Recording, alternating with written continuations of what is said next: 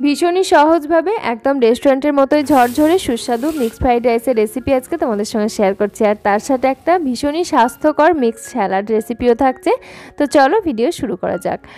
প্রথমে আমি ফ্রাইড রাইসের জন্য প্রধান উপকরণ বাসমতি চাল নিয়েছি। আর চালগুলোকে খুব ভালো করে আলতো হাতে 3 থেকে 4 বার জল বদলে বদলে ধুয়ে নিয়েছি।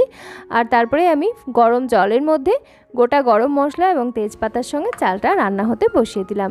এদিকে চিকেনটাকে প্রথমে আমরা ম্যারিনেট করে নিয়েছি। বোনলেস চিকেন একদম ছোট ছোট টুকরো করে কেটে নিয়েছি। তার মধ্যে দিয়ে দিলাম স্বাদ অনুযায়ী লবণ, 1 চা চামচ ভিনিগার, স্বাদ অনুযায়ী লঙ্কার গুঁড়ো, জিরের গুঁড়ো, ধনিয়ার গুঁড়ো, গরম মশলার গুঁড়ো আর 1 চা চামচের মতো আদা রসুন বাটা, গোলমরিচের গুঁড়োও দিয়েছি। সমস্ত কিছু একসাথে ভালো করে মিশিয়ে নিলাম। আর যাতে ম্যারিনেটটা সুন্দর করে হয় তার জন্য দিয়ে দিলাম 1 চা চামচ কাঁচা সর্ষের তেল।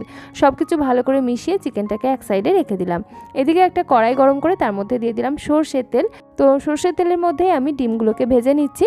2টো ডিম নিয়েছি। ডিমগুলোর মধ্যে জাস্ট দিয়ে দিলাম লবণ আর গোলমরিচের গুঁড়ো। জাস্ট একটু নরম নরম করে ভেজে নিয়েছি। একদম কড়া করে ভাজার কোনো দরকার নেই। খুব ভালো করে ভেজে আমি একটা প্লেটের মধ্যে ঢেলে এক সাইডে রেখে দিলাম।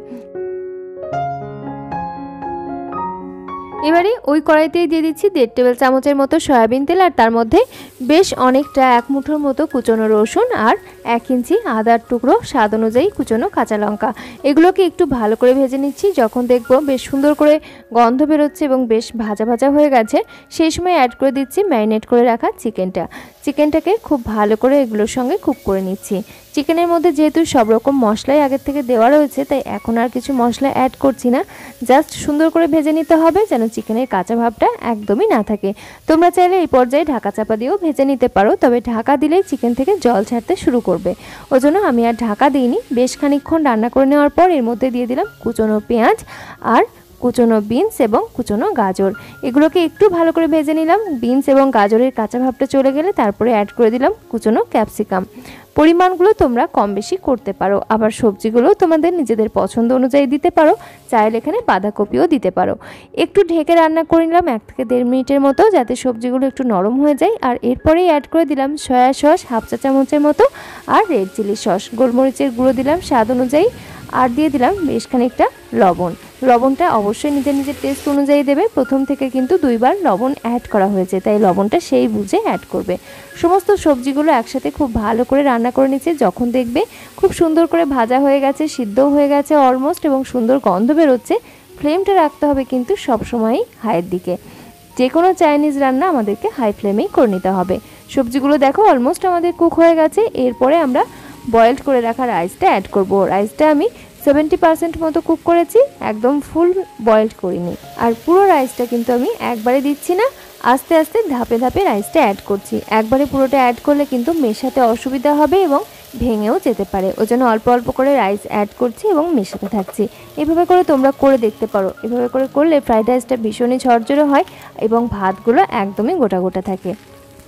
ফ্রাইড রাইসে হালকা একটু মিষ্টি স্বাদ আমাদের বাড়ির সবাই খুব পছন্দ করে। ওই জন্য সবজিগুলো আমি যখন ভেজে নিচ্ছিলাম সেই সময় অ্যাড করেছিলাম 1 চা চামচের মতো চিনি এবং রাইসটা অ্যাড করার পর এখনও দিয়ে দিলাম 1 চা চামচের মতো চিনি এবং লবণটা দেখলাম একটু কম লাগছে, ওই জন্য বেশ খানিকটা লবণ দিয়ে দিলাম। আর তার সাথে আগে থেকে ভেজে রাখা যে ডিমের ঝুড়িটা করে রেখেছিলাম সেটাও অ্যাড করে দিলাম। তার সাথে আরও খানিকটা রাইস দিয়ে দিলাম। সমস্ত কিছু একসাথে আবারও হালকা হাতে মিশিয়ে নিচ্ছি।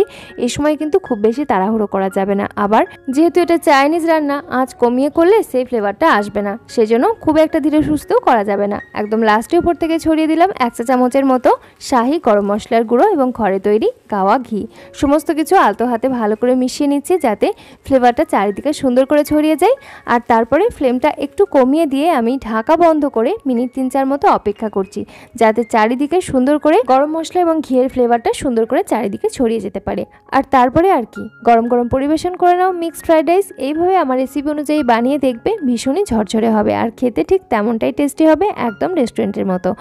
আমি এখানে কোনো রকম আজিনামোটো বা অন্য কিছু মশলাপাতি অ্যাড করিনি, জাস্ট ঘরোয়া মশলা দিয়েই কিন্তু অসাধারণ স্বাদের এই রেসিপিটা তোমরা বানিয়ে ফেলতে পারবে। এরপরে চলো আমরা দ্বিতীয় রেসিপিটা বানিয়ে নিই। তবে তার আগে তোমাদের কাছে ছোট্ট একটা দাবি, যদি আমার ভিডিও ভালো লেগে থাকে বা ভিডিওর মধ্যে কোনো কিছু যদি শিক্ষণীয় মনে হয় তাহলে অতি অবশ্যই একটা লাইক করো, কমেন্টে জানিও, আর আমাদের channel simple cuisine Bangla subscribe করে সঙ্গে থেকো। চলো এবার আমরা দ্বিতীয় রেসিপিটা বানিয়ে নিই। তার জন্য আমাদের লাগছে সুইট কর্ন। এখানে আমি 1 বাটির মতো সুইট কর্ন নিয়েছি। একটা বড় মিক্সিং বোলের মধ্যে সুইট কর্নগুলো দিয়ে পরিমাণ মতো লবণ দিয়ে দিলাম আর উষ্ণ গরম জল দিয়ে ভিজিয়ে রেখে দিলাম মিনিট 10 মতো, যাতে কর্নগুলো ভালোভাবে ব্লাঞ্চ হতে পারে, এর কাঁচা ভাবটা একদমই চলে যায়। এদিকে দেখো বাইরে পড়ছে মুষলধারায় বৃষ্টি। এই বৃষ্টি ওয়েদারে এই ধরনের চাট খেতে ভীষণই ভালো লাগে। তবে আজকে যে চাটটা আমি তৈরি করছি এটা হচ্ছে ভীষণই স্বাস্থ্যকর, যারা ওজন কমাতে চাইছো তাদের জন্য খুবই হেল্পফুল।